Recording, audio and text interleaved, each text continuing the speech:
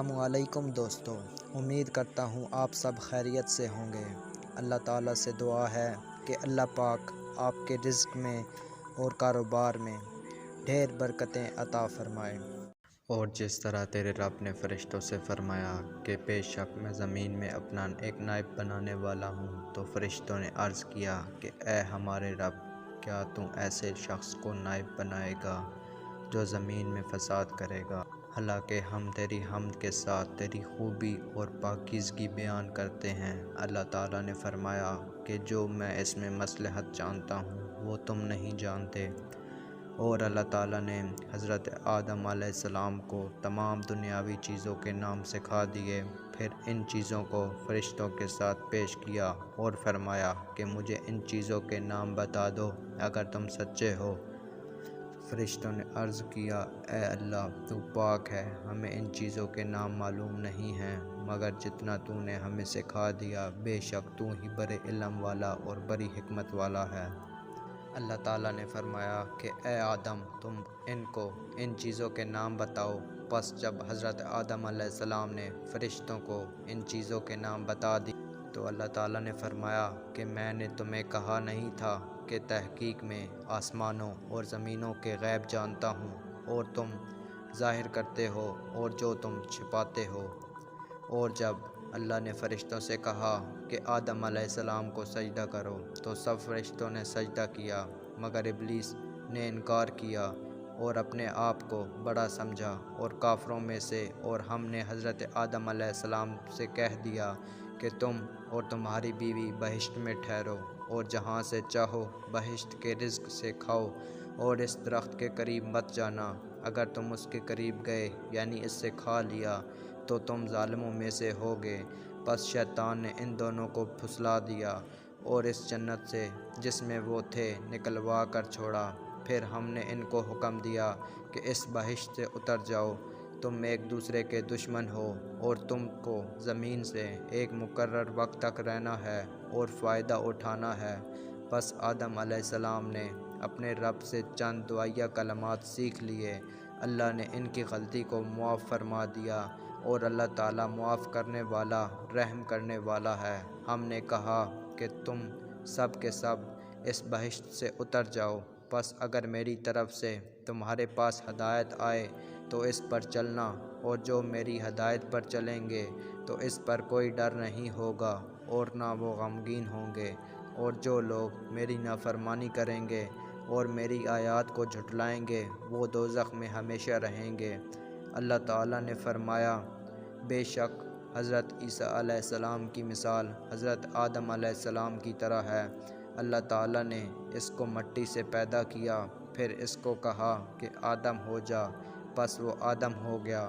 اور تخلیق، ہم نے تمہیں پیدا کیا، پھر تمہاری شکلیں بنائیں، پھر ہم نے فرشتوں سے کہا کہ آدم کو سجدہ کرو تو انہوں نے سجدہ کیا مگر ابلیس سجدہ کرنے والوں میں سے نہ تھا۔ اللہ تعالیٰ نے فرمایا اے ابلیس، تجھے کس چیز نے سجدہ کرنے سے روک رکھا ہے جب کہ میں نے تجھے اس کا حکم دیا ہے؟ ابلیس نے کہا کہ میں اس آدم سے بہتر ہوں، تو نے مجھ کو آگ سے پیدا کیا ہے اور اس کو مٹی سے پیدا کیا ہے۔ اللہ تعالیٰ نے فرمایا کہ تو اس سے اتر جا، تجھے یہاں انکار کرنے اور برائی کرنے کا کوئی حق نہ تھا، پس نکل جا، بے شک تو ذلیلوں میں سے ہے۔ ابلیس نے کہا کہ مجھے مرنے کے بعد اٹھائے جانے کے دن تک مہلت دے دے۔ اللہ تعالیٰ نے فرمایا کہ تجھے مہلت دے دی گئی ہے۔ ابلیس نے کہا کہ جب تو نے مجھے گمراہ کر دیا ہے تو میں تیرے سیدھے راستے پر ان کی طاق میں بیٹھوں گا، پھر ان کے پاس، ان کے آگے سے اور ان کے پیچھے سے اور ان کے دائیں سے اور ان کے بائیں سے آؤں گا، اور تو ان میں سے بہت سوں کو شکر گزار نہیں پائے گا۔ اللہ تعالیٰ نے فرمایا کہ تو ذلیل اور مردود ہو کر یہاں سے نکل جا، ان میں سے جو تیری راہ پر چلیں گے تو میں تجھ سے اور ان سے، تم تمام سے جہنم کو بھر دوں گا، اور اے آدم، تو اور تیری بیوی جنت میں رہو اور جہاں سے چاہو کھاؤ مگر اس درخت کے قریب نہ جانا ورنہ ظالموں سے ہو جاؤ گے۔ پس شیطان نے ان دونوں کو وسوسہ ڈالا اور بہکایا، اس کا مقصد یہ تھا کہ ان کے لیے ان کی چھپی ہوئی شرمگاہوں کو ظاہر کر دے اور اس نے کہا کہ تمہارے رب نے اس درخت سے اس لیے منع کیا ہے تاکہ تم فرشتے نہ بن جاؤ یا اس میں ہمیشہ رہنے والے نہ بن جاؤ، اور قسمیں کھانے لگا ان کے سامنے کہ میں یقیناً تمہارا خیر خواہ ہوں۔